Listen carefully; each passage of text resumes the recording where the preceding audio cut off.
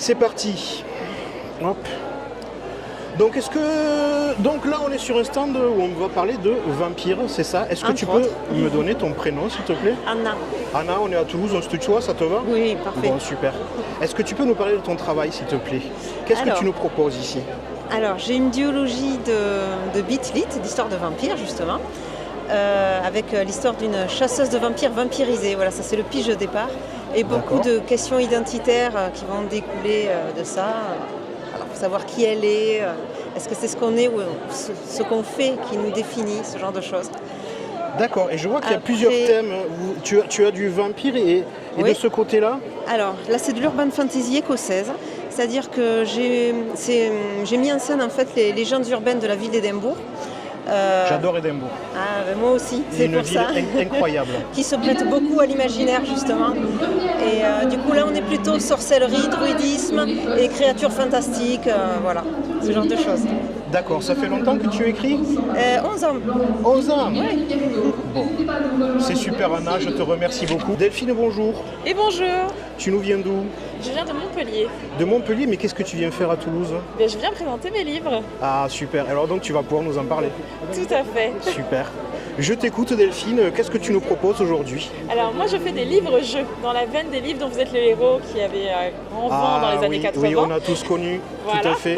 Et donc j'ai repris le principe avec cette fois-ci une héroïne pour changer un peu du chevalier, du magicien, Donc cette fois-ci c'est une jeune femme qu'on va venir aider parce que le lecteur vient aider Alicia Malbosc dans cette quête des talismans. Alicia Malbosc que je présente tout de suite. Elle est là. Elle est là. Elle n'est pas très causante, donc je vais revenir vers toi, si tu veux bien. Elle est très discrète, c'est pour ça qu'il faut qu'on l'aide. D'accord. Et donc c'est un livre dont on est le héros. Voilà. Qu'on a tous connu, notamment des gens de ma génération et aussi un peu de la tienne. Oui, moi c'était un cousin qui m'avait passé les défis fantastiques à l'époque et puis j'étais tombée dedans comme ça. Et à la base, quand j'ai commencé à écrire ce livre, j'étais partie sur un roman classique. Et au fur et à mesure que je commençais à l'écrire, j'avais tellement d'idées à mettre dedans que je ne savais que prendre. Et du coup, je me suis rappelé des livres-jeux. Je me suis dit, pourquoi choisir? Je laisserai le lecteur choisir. Donc j'ai mis mes différentes possibilités dans le livre. Et donc c'est comme ça que sont nés les choix. Et on va de paragraphe en paragraphe. On a aussi des combats au lancer de D6 avec tout un système de gaming du coup à l'intérieur. Ah, ça rejoint un peu le jeu de rôle du coup. Voilà. Il y a tous les aspects sont à nouveau réunis dans un nouveau livre du coup. D'accord. Merci beaucoup Delphine, merci d'avoir répondu à ces quelques questions. Je vais filmer maintenant un petit peu ton stand. Est-ce que tu veux rajouter quelque chose? Je peux dire qu'il y a un tome 1 et un tome 2 du coup. Ça fait longtemps combien de temps que tu écris? Alors le tome 1 il est sorti en septembre 2022. Et là, le tome 2, il est en précommande depuis 1 an parce que je fais le de l'année dernière, mais ça prend énormément de temps à corriger parce que je suis partie sur 400 paragraphes alors que là, j'en ai que 200. Donc, il y a eu un travail qui est devenu titanesque en fait, dont je ne m'étais pas rendu compte l'année dernière quand j'ai fait mon Ulule. Et au fur et à mesure que ça avançait, je vais non, mais là, il faut que je prenne le temps de recorriger. On est sur la fin, on est vraiment sur les fignolages, donc il devrait sortir avant l'été, j'espère. Eh bien, écoute, je te le souhaite. Merci beaucoup.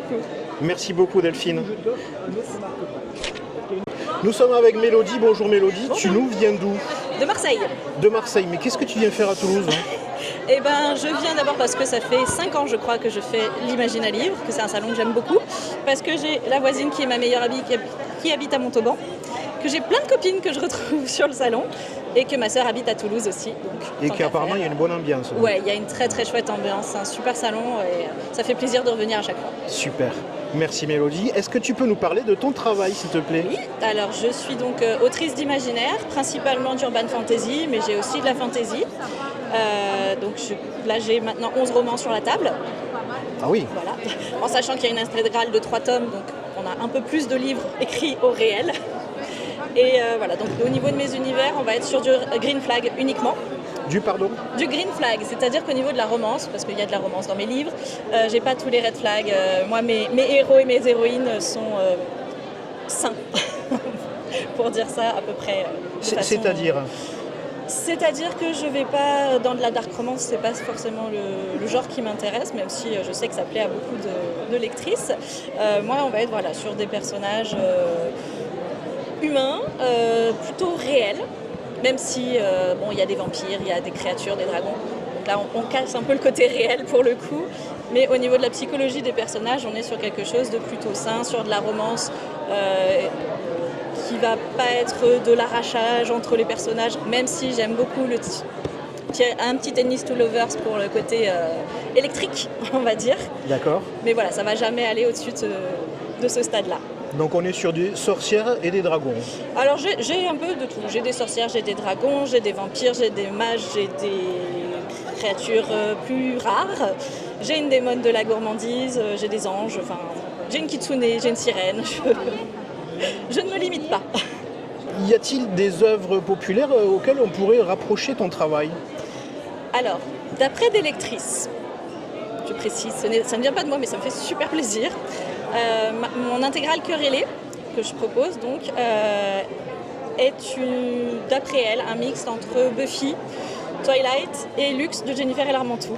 Alors c'est exactement là où je voulais en venir, ça m'a fait penser évidemment à Twilight. Oui, alors ça dépend des œuvres.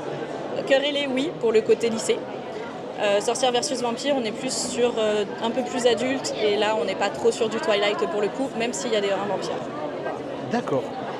Eh bien écoute Mélodie, je te remercie beaucoup d'avoir répondu à ces quelques questions et je te souhaite un bon salon et merci, une de bonne même. Continuation.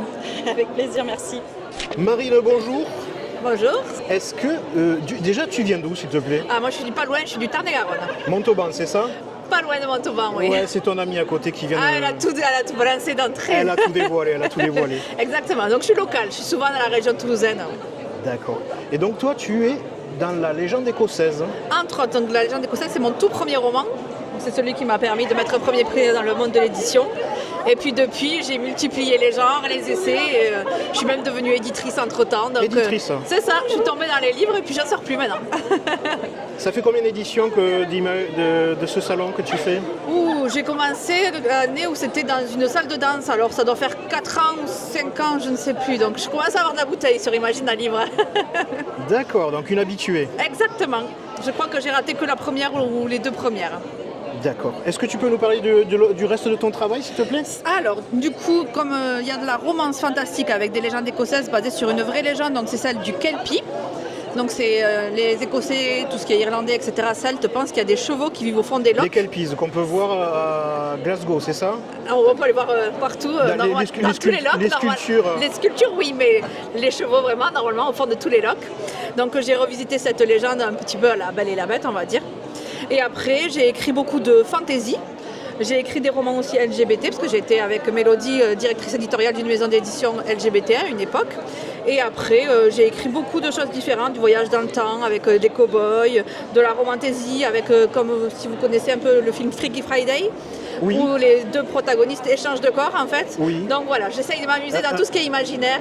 Un bon vieux film classique maintenant. Vieux, c'est pas très sympa. Hein. Un bon vieux film classique. Exactement. Donc celui-là, par exemple, c'est mon dernier roman. Et c'est un mélange entre Freaky Friday, Roméo et Juliette et un petit peu ambiance Bridgerton. D'accord. Voilà, donc j'essaye de ne pas me limiter, d'essayer plein de genres différents. Mais Et toujours dans l'imaginaire, avec souvent quand même un peu de romance, parce que je suis quand même un petit peu cœur d'artichaut. Alexandra, bonjour. Bonjour. Est-ce que tu peux nous parler de ton travail, s'il te plaît? De Ouais. quoi parle-t-il? Donc tu es écrivaine. Ouais, je suis donc écrivaine. Donc, moi, je fais ce qu'on appelle de l'urban fantasy mythologique. D'accord. Donc c'est notre monde contemporain dans lequel les dieux grecs sont jamais vraiment partis. Je suis partie d'un poème d'Hésiode qui expliquait que Zeus avait créé 5 versions de l'humanité. Les précédentes ont été soit anéanties, soit se sont devenues des héros immortels. Et aujourd'hui, nous sommes la 5e version de l'humanité créée par Zeus. Alors il y a un côté un petit peu critique social, parce que Zeus est quand même déçu, parce que ce que l'humanité est devenue. Lui, il n'a qu'une envie, c'est de nous faire passer à une 6e version de l'humanité. D'accord. Et je suis partie également du mythe de Cassandre, donc la prophétesse grecque qui voyait l'avenir mais que personne ne croyait. Et moi, Cassandre, aujourd'hui, c'est Cassandra, une journaliste qu'on va suivre dans des enquêtes journalistiques. Et cette journaliste a le pouvoir de voir l'avenir, le pouvoir de préscience. Elle fait des rêves prémonitoires. Lorsqu'elle va toucher des gens ou des choses, elle a des flashs. Et c'est quelque chose qu'elle a toujours complètement réprimé. Et la citation qui ouvre le roman, c'est une citation que moi j'adore. C'est « Deviens qui tu es quand tu l'auras appris ». Donc tout un programme. Donc on va suivre cette jeune femme déjà dans qu'est-ce que je suis, qui je suis, et on va la suivre dans son évolution. Donc elle va avoir un rôle vraiment extrêmement important à jouer par rapport à Zeus et ce remplacement d'humanité. Au début du premier, on la retrouve dans les îles Bermudes pour une enquête. Alors les îles Bermudes, pourquoi les îles Bermudes? Moi j'ai toujours été fascinée par le triangle des Bermudes. Donc là je vais donner une explication de romancière aux disparitions. Et donc la veille de son retour à Paris, elle fait un rêve prémonitoire qui lui dit qu'en fait, son vol va s'écraser en mer. Et le rêve est tellement réaliste qu'elle décide de décaler son retour à Paris. Mais le vol arrive sans problème sur Paris. En revanche, le sien s'écrase sur une île, au milieu du triangle des Bermudes, une île que personne ne connaît. Et lorsqu'elle reprend connaissance dans l'avion, elle voit face à elle une femme. Et cette femme est dans ses rêves depuis qu'elle est toute petite. Et cette femme existe. Et elle va lui apprendre un certain nombre de choses sur elle et elle va vraiment presque lui ordonner de devenir qui elle est. Donc on va suivre cette jeune femme, on va avoir la présence d'Athéna très présente. Athéna, donc la déesse de la sagesse, qui va conseiller ce personnage et le lecteur finalement à travers sa voix. D'accord, Voilà. donc on plonge en pleine mythologie grecque et aussi en plein mystère. Ouais, tout à fait. Tout à fait. Je te remercie beaucoup, Avec Alexandra. Tout à l'heure, tu m'as proposé de piocher. C'est quoi? C'est une prémonition? C'est Ça va être l'oracle d'Athéna. Donc Athéna va répondre peut-être à des questions que tu te poses. Alors, j'ai repioché exactement la même. Hein. Je triche un peu, j'ai déjà pioché. Donc, pour moi, c'est là. Est-ce que tu vas pouvoir m'aider? Ouais, l'écriture d'Athéna. Hein. Eh ben oui. Hein. La chouette voit dans l'obscurité, cherche la lumière, même dans les heures les plus sombres. Eh bien, écoute, je vais retenir. Merci beaucoup. Je ne sais pas si ça s'est vu à la caméra, mais en tout cas, tu nous l'as lu. Donc, je te remercie beaucoup, Alexandra. Avec plaisir. Pour avoir répondu à ces quelques questions. Avec grand plaisir. Une bonne continuation. Merci, bon salon. Audrey, bonjour. Bonjour. Alors je viens participer au salon Imagina Livre, donc de l'association Imaginarium, et moi je suis co-gérante de la Girobin Agency. On représente le Héron d'Argent en salon et on présente leurs beaux livres et on invite leurs auteurs en dédicace. Le Héron d'Argent, mais qu'est-ce que c'est? C'est une maison d'édition spécialisée dans les beaux livres et les livres de l'imaginaire. On a des grands formats illustrés, des romans l'imaginaire, toujours avec définition, luxe, dorure, vernis sélectif, jaspage. On travaille avec des auteurs et des illustrateurs francophones et on défend vraiment la littérature l'imaginaire dans son plus beau format. D'accord. Je dois dire que le stand est magnifique. Les livres sont... Je vais vous montrer tout de suite. Hein. Merci beaucoup. C'est vraiment très très très beau. Ça donne envie de les ouvrir et de les découvrir. Hein.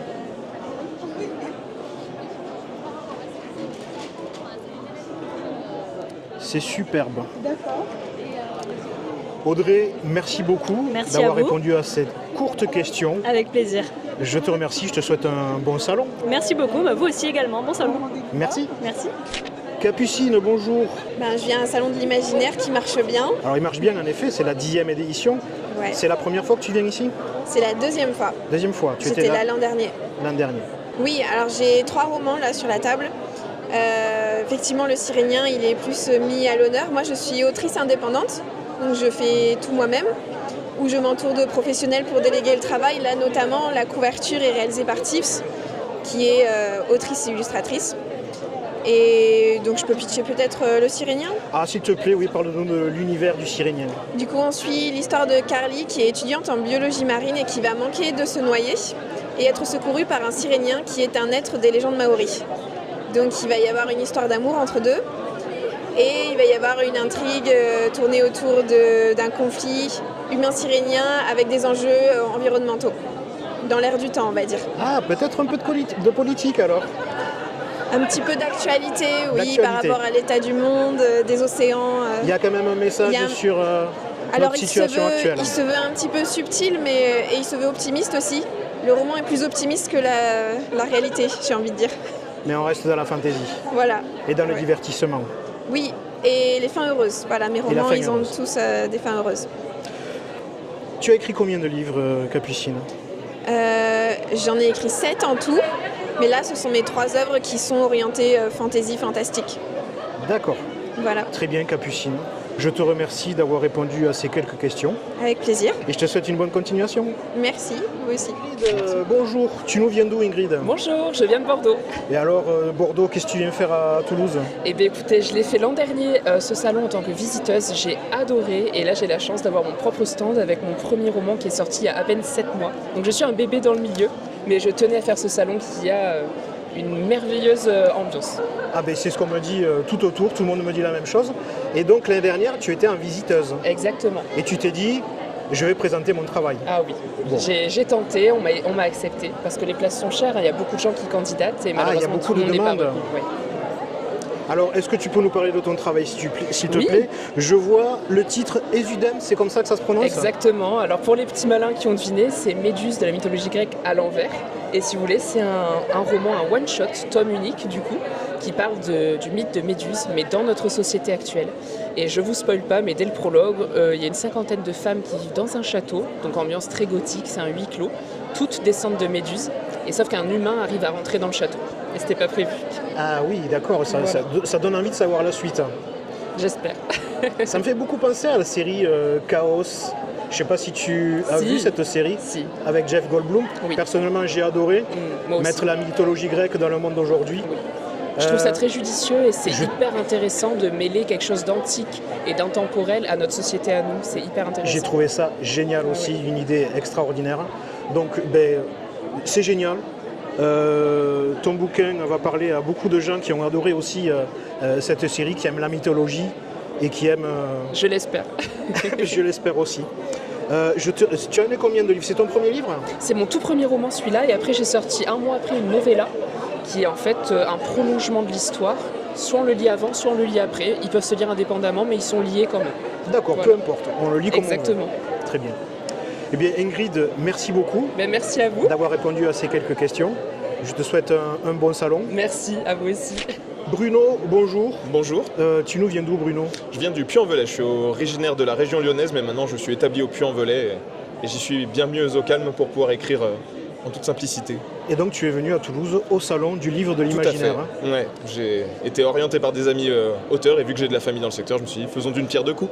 Eh bien oui, tu as bien raison. Est-ce que tu peux nous parler de ton travail, s'il te plaît? Qu'est-ce que tu nous proposes? Avec plaisir. Alors moi je suis orienté sur un style très thriller science-fiction contemporaine on va dire. Oui. Donc certains peuvent l'apparenter à de l'urban fantasy mais dans le sens où ça se passe dans notre monde à notre époque mais avec des événements un peu fantastiques qui se passent dans des villes réelles. Ma base c'est vraiment des récits de super-héros. Donc, On est sur du super-héros. Du super-héros, le mythe comme on a en tête mais de manière à amener des personnages plus complexes, plus réalistes, vraiment plus adultes on va dire au niveau de la manière de développer les éléments des histoires.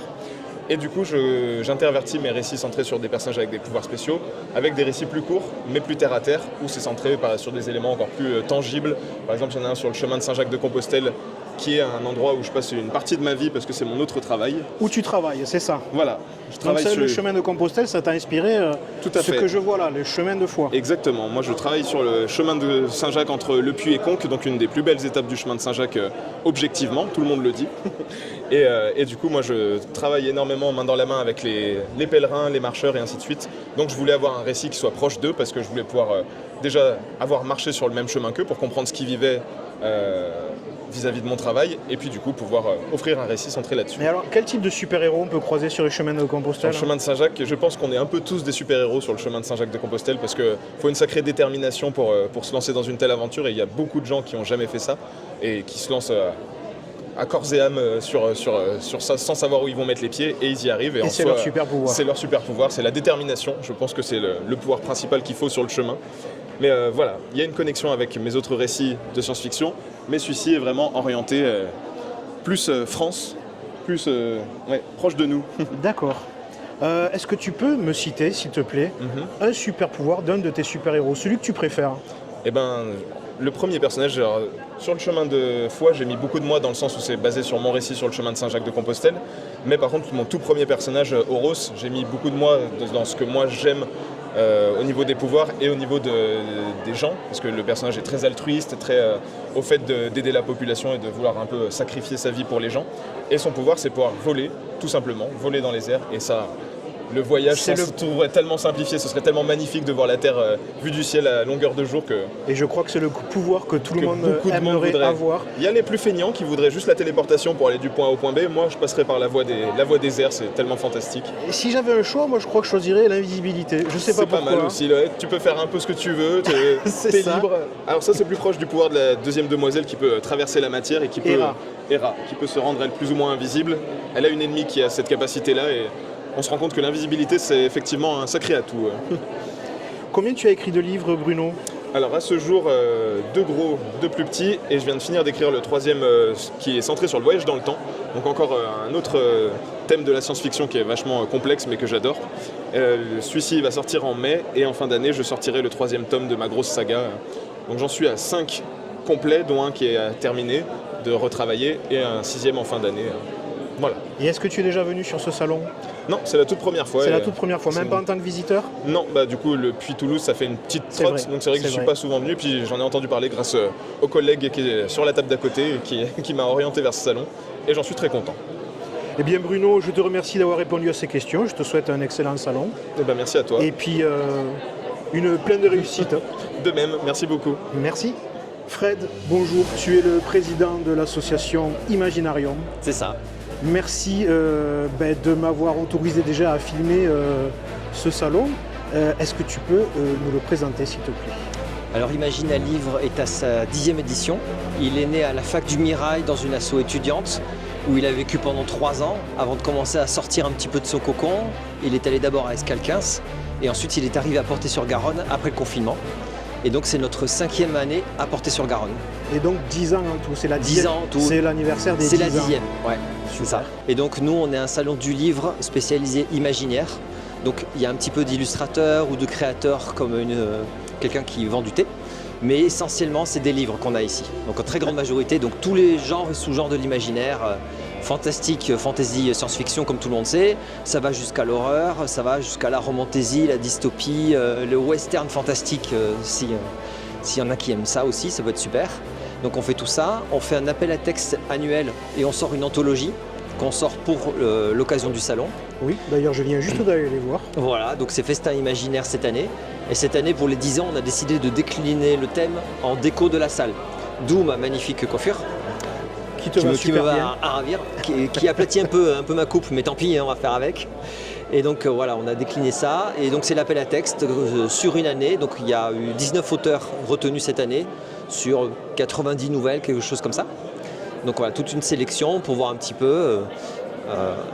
Pour beaucoup de gens, c'est leur première opportunité de publication. Pour d'autres, c'est des fans d'écriture de nouvelles, donc parfois on les retrouve d'une anthologie à l'autre.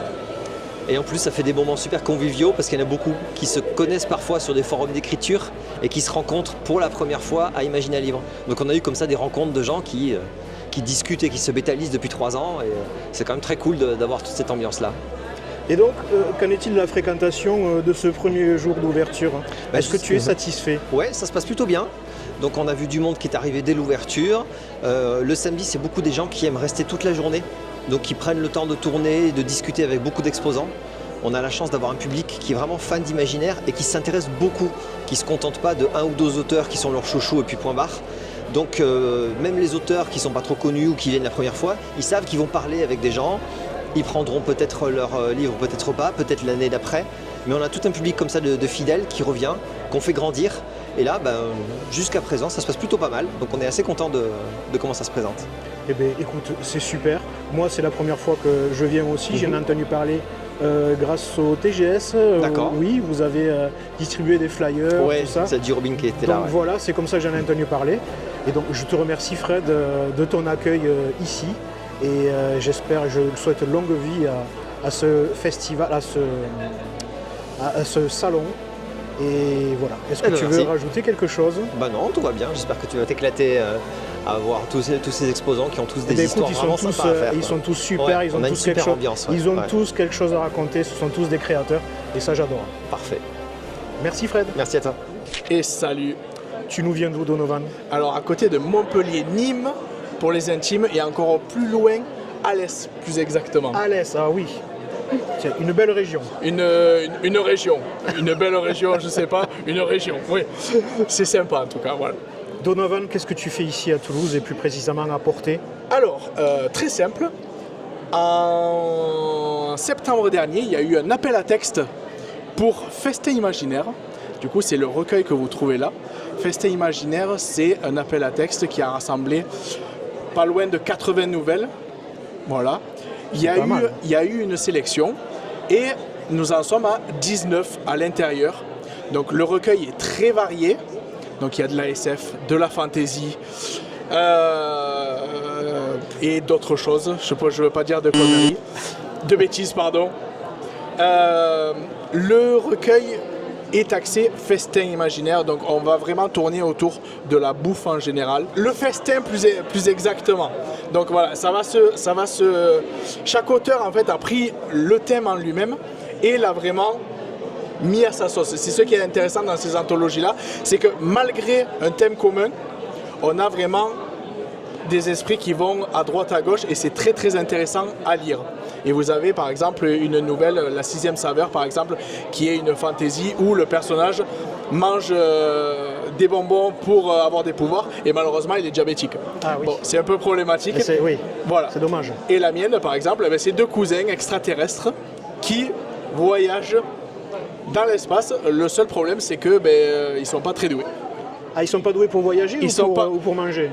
Alors, ils sont très doués pour manger, ils sont beaucoup moins doués pour tout ce qui est scientifique et tout ça. On a un truc un peu bizarre. On pense que les aliens, ils savent faire marcher les boutons et les vaisseaux spatiaux, ça vole tout seul. Non, ça marche pas comme ça. Voilà, s'il n'y a pas le GPS, la carte papier, ils sont sûrs de se viander et c'est ce qui va se passer. Les extraterrestres ont besoin aussi de GPS. Et il y a extrêmement besoin de GPS et encore faut-il savoir le faire marcher. Donc tu as une des histoires qui est dans ce recueil. C'est ça. Le meilleur burger de l'univers, vous pouvez la retrouver page 53 si je dis pas de bêtises, dans le recueil Festin Imaginaire parmi d'autres. Et tu fais aussi de l'illustration alors dans tes textes? Alors je ne fais pas directement moi-même de l'illustration, là je fais des dédicaces, donc je me suis dit que pour les dédicaces, j'allais faire des petits dessins histoire de souligner les personnages parce que j'ai moi-même un illustrateur et je travaille avec un illustrateur parce que en écrivant ce texte je me suis rendu compte qu'il serait beaucoup plus intéressant en bande dessinée. Donc je me suis dit pourquoi pas essayer et on a fait des tests et en effet le texte se marie bien avec la bande dessinée, donc je suis dans les premières esquisses et les premiers travaux. Est-ce que ce sont les personnages que je vois là? Ce sont les personnages que tu vois là, en effet. Ah oui, ils sont très rigolos ce personnage.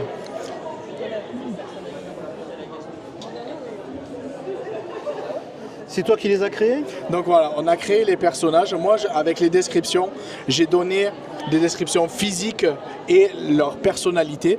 Et derrière, on a essayé vraiment de sublimer le tout et de leur donner vie. Et ça, c'est le travail de l'illustrateur qui a vraiment fait un superbe travail. Je trouve aussi. Voilà, vous avez les deux personnages qui sont dans l'histoire. Voilà. Et j'ai hâte que vous découvriez pourquoi c'est la galère dans l'espace. Eh ben, ça m'intéresse beaucoup, effectivement, le sujet. Voilà. Merci beaucoup, Donovan. Avec grand plaisir et merci à toi. Et je te souhaite un bon salon. Et bien également. Kevin, bonjour. Bonjour. D'où tu viens, Kevin? Alors moi je viens notamment de Bordeaux, mais du coup j'ai déménagé récemment à Béziers pour justement créer la maison d'édition Myria Édition.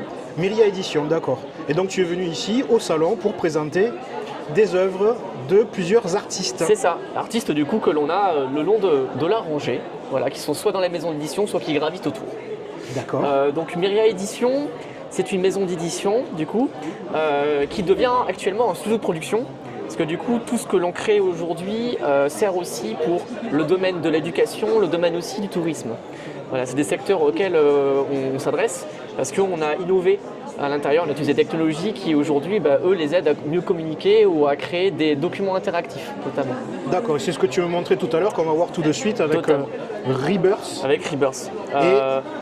Et alors, du coup, donc on a différentes typologies d'ouvrages.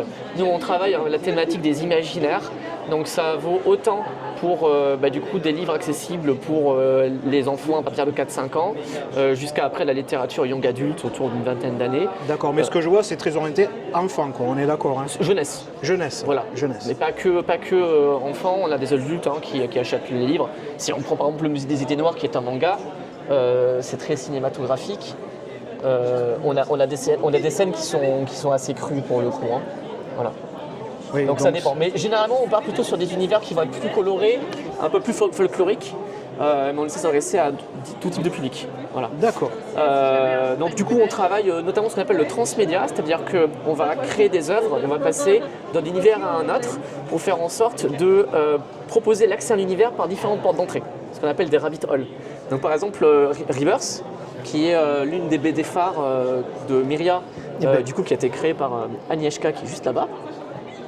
D'accord, qu'on va aller voir après. Qu'on va aller voir après.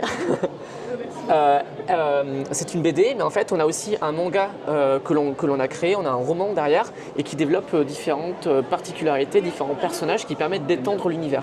Donc quelqu'un qui est plus intéressé par le manga va rentrer d'abord par le manga, et ensuite l'idée c'est de l'amener vers la BD ou vers le roman pour aller plus loin. Ça c'est un premier aspect. Et le deuxième aspect de ce qu'on a chez Myria Édition, c'est la partie plus technologie. Au moyen du numérique notamment, on propose en fait de l'expérience enrichie pour faire en sorte de proposer une autre expérience de lecture. Donc pour l'instant, c'est purement esthétique, mais par exemple... Allez, tu vas nous montrer ça. Voilà, on a travaillé de la réalité augmentée qui fait que, à travers la couverture par exemple, on a droit à des petits effets visuels. Et comme c'est du multiplan, on peut creuser à l'intérieur et voir certains éléments du décor ou voir même des détails cachés. Ah oui, oui, et ça c'est pareil dans tout le... Alors en fait, on a des petites clés. On a un petit QR code là au début qui nous indique comment télécharger l'application. Et là, en fait, dès qu'on a une petite clé comme celle-ci, parce qu'en fait, c'est notre logo, hein, si tu as remarqué, on a littéralement des clés qui sont présentes un peu partout. C'est en fait un artefact qui transite dans les différents mondes. Donc, même si on a des auteurs et des artistes variés, on fait en sorte de pouvoir connecter ces différents univers. Et c'est ce qui fait déclencher l'application, si je comprends bien. En fait, c'est la page sur laquelle se trouve la clé qui effectivement se déclenche. Donc on va retenter par rapport à cette page-là, par exemple. Hop, je scanne la page. Et à ce moment-là, on a des effets visuels qui vont venir apparaître. Hop. Ah oui, on les voit bien. Voilà. Oh, c'est sympa. Et notamment, donc on est en partenariat avec un studio qui s'appelle Real Illusion, qui eux du coup s'est occupé de la partie développement, et nous on s'occupe de la partie conception, c'est-à-dire réfléchir à ce qui va se trouver à l'intérieur et comment est-ce qu'on va réfléchir le produit, les différentes séquences, les différents plans. Et c'est notamment ce genre d'expérience dont on se sert avec le patrimoine pour créer par exemple des chasses au trésor interactives, créer de la documentation. Voilà. L'idée c'est de faire ressortir l'imaginaire du livre, soit pour approfondir du coup l'expérience, oui. soit pour amener vers la lecture. Parce que nous c'est ce qu'on essaie de faire, on essaie de faire des ouvrages qui sont accessibles pour les enfants, pour leur donner envie de lire. Bah écoute, c'est super intéressant. Tout à l'heure, mon petit neveu était sur ton stand et il avait l'air fasciné. Et dernière petite particularité, on travaille aussi les œuvres du patrimoine, notamment par exemple Le Roi Soleil avec le personnage de Louis XIV, où on a un manga en préparation qui s'appelle Ruins, du coup, autour notamment de la famille Bonaparte, et qui va mélanger des éléments de fantaisie avec des éléments historiques. Effet, oui. Voilà. D'accord. Et l'idée derrière, voilà, c'est d'ouvrir des portes vers la culture, l'histoire française, pour travailler soit avec des classes. Par exemple, on a adapté les Contemplations de Victor Hugo, le recueil de poèmes, sous forme de manga. On ne touche pas le texte, mais on va proposer des illustrations manga pour avoir des analyses à double niveau sur le texte et sur les illustrations. Donc l'idée c'est de proposer des outils un peu nouveaux pour faire en sorte que les enfants s'intéressent à la lecture ou leur permettre... Que les nouvelles générations, que ça paraisse peut-être un peu moins barbant qu'à l'école. C'est ça. On va essayer de leur forcer sur un format trop classique, mais qui pour eux pourrait être réfractaire, c'est de trouver d'autres propositions. Voilà. Écoute, c'est super intéressant. Je te remercie beaucoup. Ici, il y a les créateurs, donc si je comprends bien, les créateurs de certaines des œuvres que je vois. Voilà, c'est ça. Donc on a notamment là des créateurs autour du manga et autour de la BD qui sont présents aujourd'hui. Donc n'hésite pas à les questionner. Eh bien, je vais y aller. Voilà. Je te remercie beaucoup pour cette présentation. Et puis, bon salon. Merci. Agnieszka, bonjour. Pour rebondir sur... Kevin, éditeur. Voilà, pour revenir sur Kevin, l'éditeur. Donc toi, tu es créatrice de cet univers-là. Est-ce que tu peux me dire déjà, Agnieszka, d'où tu viens ? Alors moi je suis de Montpellier, donc comme Kevin et Alexandre qui est mon scénariste et éditeur, je suis du sud. Et Alexandre Sanchez est la personne qui a donc écrit les romans Rebirth et il a fait appel à moi pour adapter son histoire en bande dessinée et toucher un public plus jeune. Donc le tome 1 est sorti il y a 1 an et le tome 2 arrive dans quelques jours, les précommandes commencent le 15 avril. Voilà donc pourquoi je suis ici aujourd'hui, pour faire découvrir cet univers et toucher de nouvelles personnes et puis aussi juste papoter avec les gens. Voilà. D'accord, tu es toi-même créatrice donc ? Oui, c'est bien ça. Donc, est-ce que tu peux nous montrer les choses qu'est-ce que tu fais ? Ok. Est-ce que tu peux nous montrer ? Alors, tout premièrement, on a le tome 1 de Rebirth, qui est donc la première bande dessinée que j'ai dessinée qui s'est retrouvée publiée. Donc voilà, c'est une histoire de fantaisie, de magie, d'humour. Le tome 2 qui arrive juste ici. C'est très beau. Merci, c'est gentil. Mais le tome 2 est encore plus beau. Et regardez justement ici. On a des planches du tome 2 pour promouvoir un petit peu ce qui va se passer sans trop spoiler. Donc c'est en préparation ça.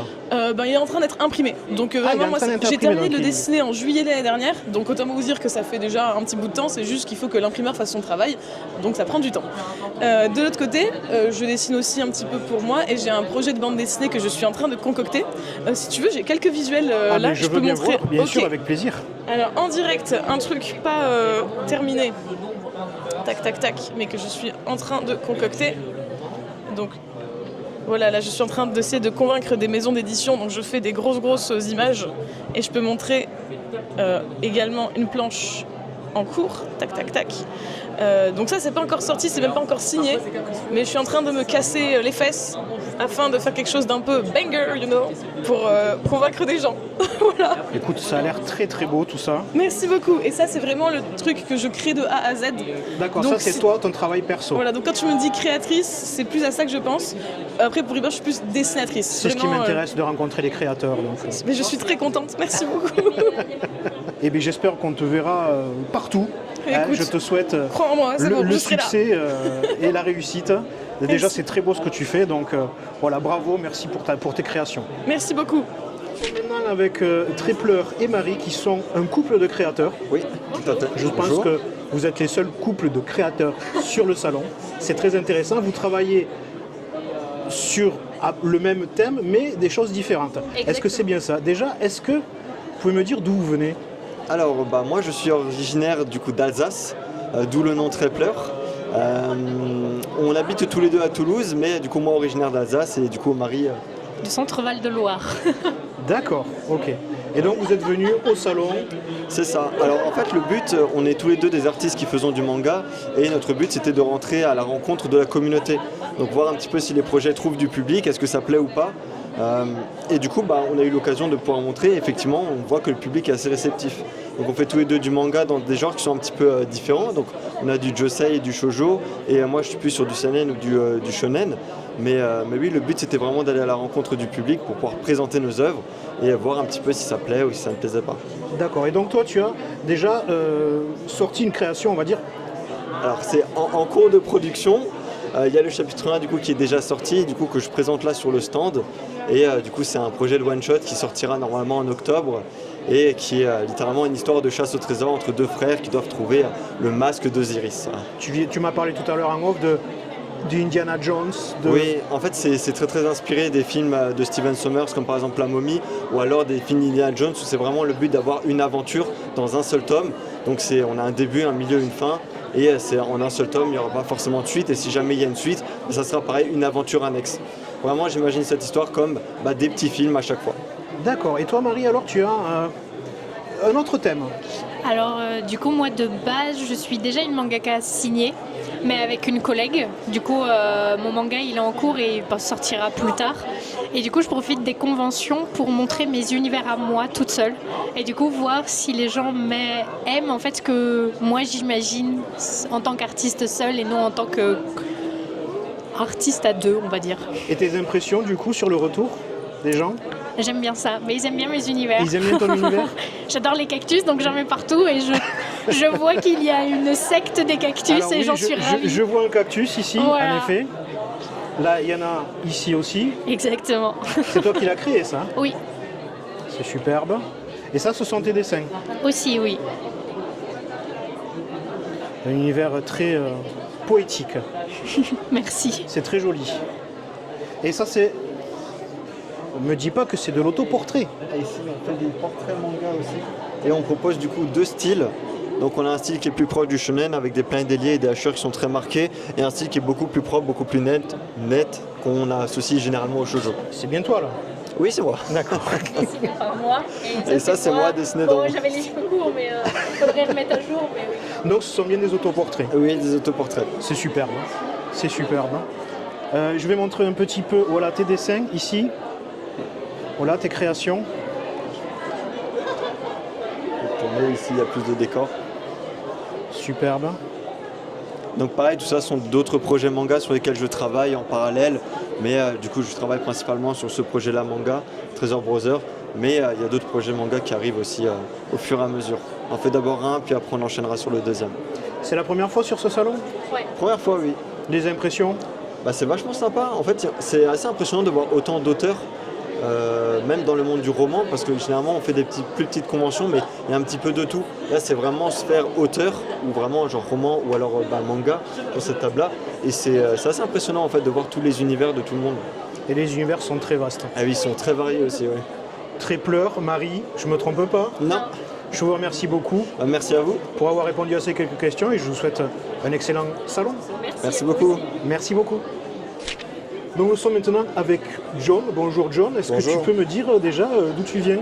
Eh bien nous on est du Tarn, on n'est pas loin. Hein. Ah oui, en effet. On est dans la région de Gaillac et on a créé un petit ovni littéraire puisque c'est la première comédie musicale Heroic Fantasy en roman. D'accord, donc c'est une comédie musicale que l'on peut lire. Exactement. Nous, je dis nous parce que j'ai une co-autrice, on a écrit ça à 4 mains, qui s'appelle Stéphanie Aldebert, qui n'est pas là aujourd'hui. Il se trouve que Stéphanie Aldebert et moi-même, qui sommes les co-auteurs de ce livre, sommes des gens de scène. Nous sommes producteurs de spectacles, artistes nous-mêmes, et nous avons eu l'idée de faire une comédie musicale. Mais on a écrit tellement de matière que c'est devenu un roman. Mais un roman complètement un ovni, puisqu'il y a une partie... La comédie musicale, ça vient du théâtre. Donc il y a une partie qui est écrite en théâtre dans le roman. Mais c'est un roman. Donc ça mélange les trois. C'est le meilleur des 3 mondes. Il y a la musique, le théâtre et le roman en un seul ouvrage. Ça le rend extrêmement plaisant à lire, extrêmement facile à lire. Et on est les premiers à faire ça, une comédie musicale en Heroic Fantasy. Dans un roman, on est les premiers. Donc plus original, ça peut pas. Alors, est-ce que tu peux me montrer, parce que là, quand même, je suis très curieux, comment est-ce qu'on fait pour lire une comédie musicale dans un livre? Au début du roman, je vais y arriver. À l'envers, c'est pas facile. Déjà qu'à l'endroit. Au début du roman, vous avez un QR code. Avec un petit QR code. Voilà, d'ailleurs, vous pouvez le scanner sur votre écran, hein, ça vous emmène je le laisse un petit peu sur notre site internet pour écouter les chansons. Et à chaque chapitre, vous avez une page illustrée, toujours à l'envers, une page illustrée qui vous invite à écouter la chanson qui correspond. Et comme dans une comédie musicale, il y a un des personnages qui se met à chanter.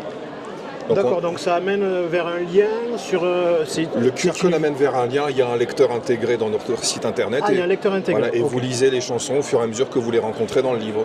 Écoute, c'est très Mais c'est original. même pas obligatoire, parce que vous pouvez lire les paroles de la chanson comme si c'était un poème, et écouter plus tard. Mais c'est vrai qu'on l'a pensé un peu comme ça. Pour que ce soit interactif. Exactement, à ce moment-là, que ce soit un peu multimédia, et qu'au moment où tu rencontres les paroles de la chanson, tu écoutes la chanson qui correspond. Écoute, John, c'est très intéressant, c'est vraiment très original. Et ça reste une grande aventure, un grand... Depuis combien de temps ça existe? Vous avez mis combien de temps pour créer? Alors, est-ce qu'on compte la Covid, hein, parce que ça fait... Ouais, non, sans parler de Covid. Pour les artistes, on était en pause. Hein, D'accord. Ça fait 4 ans et demi de travail. Ah oui, quand même. Et là, on entame la 5e année, parce qu'il y a le 3e qui va arriver. Ça va être une trilogie romanesque. Et le but, c'est de, à partir des 3 romans, faire un livret et monter sur scène, puisque c'était le but dès le départ. C'était de faire une comédie musicale. D'accord. Donc à la fin, on va faire un livret et on va monter sur scène avec. Eh bien, super, ça s'appelle donc Orbis Mundi. Mundi. Et le premier tome s'appelle Le hasard n'existe pas. Et le 2e tome qui est sorti hier s'appelle Immanence. Superbe. Une grande aventure qui commence en Irlande, avec toutes les légendes irlandaises auxquelles vous pouvez penser. Ah ben j'imagine bien qu'il doit y avoir matière voilà. à légende en Irlande, Écosse. Tout à l'heure j'étais sur un stand où c'était les légendes écossaises. Ah, c'est magnifique. Il y a la matière pour tout ça. Et puis c'est quelque chose qui personnellement me touche beaucoup. Ben, normalement, si vous regardez ça vous donne un indice sur un des personnages qu'il va y avoir dans le livre. Normalement, il n'y en a qu'un qui porte celui-là. C'est un elfe, non? Un léprechaune. Un léprechaune, voilà. Ou léprechaune, en français on dit léprechaune. Tout à fait, voilà. tout à fait. Bah, le nôtre, il s'appelle Gawain de léprechaune. Comment il s'appelle? Gawain. Gawain. Et il a jamais été de bonne humeur, ce garçon. Il rouspète, il râle, etc. Enfin, il est adorable, quoi. Eh bien, écoute, ça donne envie de se plonger dans cet univers. Je te remercie beaucoup, avec grand plaisir. Et puis, je te souhaite un excellent salon. Et... Ben, ça commence très bien, en tout cas. Ben, je trouve aussi. Il y a du monde et les gens sont très intéressés. Ouais, merci beaucoup. Merci, John. Quentin, bonjour. Bonjour. Est-ce que tu peux me dire d'où tu viens, s'il te plaît? Eh ben, moi, j'habite en Isère, pas loin de Grenoble. Et voilà, j'écris depuis très longtemps, mais je me suis lancé dans l'auto-édition en 2024. Donc tu es auto-édité? C'est ça, j'ai publié 2 livres en 2024. Le premier, c'est un thriller, un techno-thriller qui se passe à Londres, qui a des inspirations à la James Bond, Sherlock Holmes. Et le deuxième, c'est mon plus gros projet à ce jour. Ça s'appelle Le Personarium. C'est un livre qui est à mi-chemin entre un roman et un recueil de nouvelles, qui penche plutôt du côté fantastique, même s'il y a un mélange d'un peu plein de genres dans ce livre. C'est un peu le reflet de qui je suis aussi en tant qu'écrivain. Moi, j'aime lire de tout et j'aime écrire de tout, que ce soit de la science-fiction, du fantastique, du contemporain. Et on retrouve un peu de tout ça dans ce livre, dans Le Personarium. D'accord. Tu me disais tout à l'heure, c'est un recueil de plusieurs nouvelles, c'est ça? C'est ça, en fait. Il y a 14 histoires que j'ai écrites entre mes 18 ans et mes 31 ans. Et ces 14 histoires sont rassemblées au sein de ce livre et sont toutes contenues au sein d'un grand récit, un récit fil rouge qui les connecte toutes entre elles. Parce qu'en fait, dans chacune de ces histoires, il y a des éléments, il y a des personnages, il y a des objets qu'on retrouve, qui se répètent, malgré le fait que les histoires se passent à des époques et sur des continents très différents. On va aller au Japon, aux États-Unis, à Paris, à la fois à l'époque médiévale, à l'époque contemporaine ou même dans un futur d'anticipation. Et en fait, toutes ces histoires sont contenues dans un lieu, le Personarium, qui est visité par un personnage qui est en quête de sa propre identité, qui n'a plus forcément beaucoup d'espoir dans la vie au moment où il fout les pieds dans le Personarium. Mais à travers les histoires qui vont lui être racontées, à travers les vies qu'il va parcourir, il va retrouver un petit peu sa propre identité, son histoire, ça va faire écho à des choses en lui et qui vont lui apprendre comment peut-être réparer les erreurs qu'il a commises et comment les choses peuvent s'arranger en fonction de sous quel angle on les regarde. D'accord, mais ça veut dire qu'il peut voyager dans le temps? Il y a du voyage dans le temps dans cette histoire. Ça revient dans plusieurs des nouvelles et au sein du fil rouge, le voyage dans le temps occupe une place assez importante. D'accord, j'en dirai pas plus, n'en dis pas plus. C'est déjà, ça donne déjà très envie de se plonger dans la lecture. Ça fait combien de fois que tu viens ici? C'est la première fois que tu viens? C'est la première fois, ouais, c'est la première fois. Ça fait quelques temps que j'étais en contact avec Fred, un des organisateurs. Oui, que j'ai vu tout à l'heure, oui. Qui a notamment travaillé avec moi sur mon prochain projet. Il a fait la bêta-lecture de mon prochain projet, qui est une trilogie steampunk, qui est basée sur une nouvelle aussi, que j'ai publiée sur Wattpad il y a plus de 8 ans maintenant, et qui a réuni 13 500 lecteurs sur Wattpad. Et cette nouvelle, je l'ai prise et j'en ai fait une trilogie. Et donc Fred, un des organisateurs de Imagine un livre, a fait la bêta-lecture de ce livre et m'a beaucoup encouragé dans ce projet et je le remercie beaucoup pour ça. Et du coup, c'est comme ça que j'en suis venu à être en contact avec l'Imaginarium et à aujourd'hui me tenir là, au milieu de tous ces auteurs et ces artistes de talent. L'ambiance est comment? L'ambiance est super pour le moment, franchement, des discussions passionnantes avec des gens tout aussi passionnés par les histoires qui sont ici. Enfin, il y a vraiment de tout. Si je m'écoutais, j'irais sur tous les stands et j'achèterais tous les livres. Je te confirme, tout est très intéressant, tout est diversifié, c'est incroyable. Clairement. L'univers est très riche. Et franchement, on sent qu'on est au milieu de passionnés et ça, c'est très plaisant. Ouais, ça rend l'ambiance très agréable. Tout à fait, tout à fait. Quentin, je te remercie beaucoup d'avoir répondu à ces quelques questions. Je te souhaite un excellent salon. Merci, bon salon aussi. Évidemment, une très bonne continuation. Merci. Merci Quentin. Nous sommes maintenant avec Adrien Thomas, le grand vainqueur de l'Imagina Prix de l'édition 2025. Adrien, pardon, merci de répondre à mes quelques questions. Déjà, est-ce que tu peux me dire d'où tu viens? Là, je viens de Bretagne. Tu viens de Bretagne? J'ai fait tout le trajet depuis Rennes pour venir au salon. D'accord, c'est ton premier salon? C'est la première fois que je viens à celui-ci, ouais. D'accord, tu viens parce que tu as reçu le prix? Alors je savais pas en fait, tu savais pas? J'ai découvert en arrivant que j'avais le prix, c'était un peu la surprise. La bonne surprise. C'est la bonne surprise. J'avais accepté de venir pour participer au salon et faire des rencontres scolaires la veille.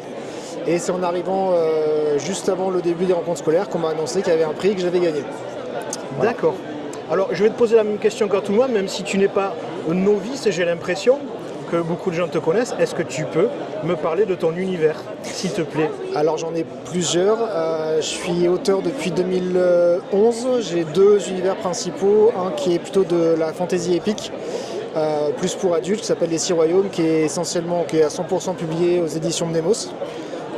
Et un autre univers qui est plus steampunk fantasy et qui a la particularité d'être mélangé chez plusieurs éditeurs. La partie adulte chez Mnemos, la partie jeunesse avec l'un des plus connus, Engrenage et Sortilège, aux éditions Rajo, et une nouvelle aux éditions 1115. D'accord, alors j'ai l'impression que tu n'en es pas à ton premier livre. Est-ce que tu peux me dire, tu en as écrit combien des livres? Alors on me pose régulièrement la question, j'oublie toujours de vérifier. Je crois que j'en suis à 26, sans certitude, et une BD. Voilà, et bien dis donc, ça fait beaucoup de livres. Je fais juste un petit plan sur l'étendue. Voilà. Il y a quand même beaucoup de choses.